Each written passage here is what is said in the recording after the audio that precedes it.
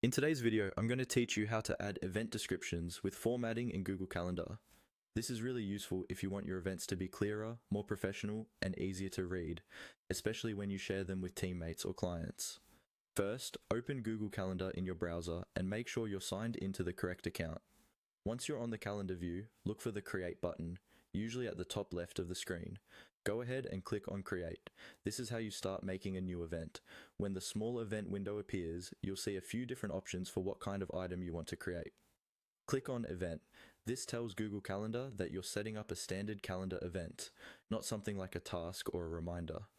After you select Event, you'll see basic fields like the event title, date, time, and guests. At this point, you might be tempted to type everything in the small pop-up window, but to really take advantage of formatting, it's much better to open the full editor. To do that, look for the More Options button, usually towards the bottom of the event pop-up. Click on More Options. This expands the event into a full-page view where you have many more controls and, importantly, more space to work.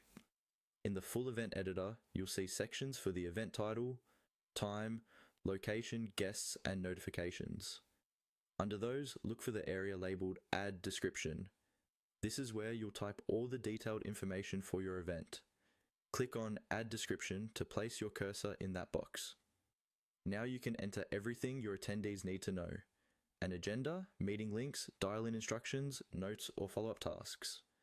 As you type, you'll notice formatting controls above or near the description box, depending on your version. You can use options like bold, italics, underline, bullet lists, numbered lists, and even hyperlinks.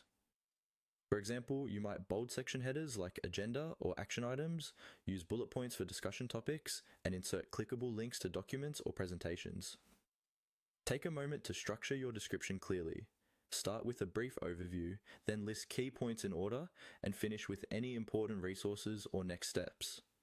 When you're happy with the content and formatting, don't forget to save the event so your changes are applied and visible to all invited guests.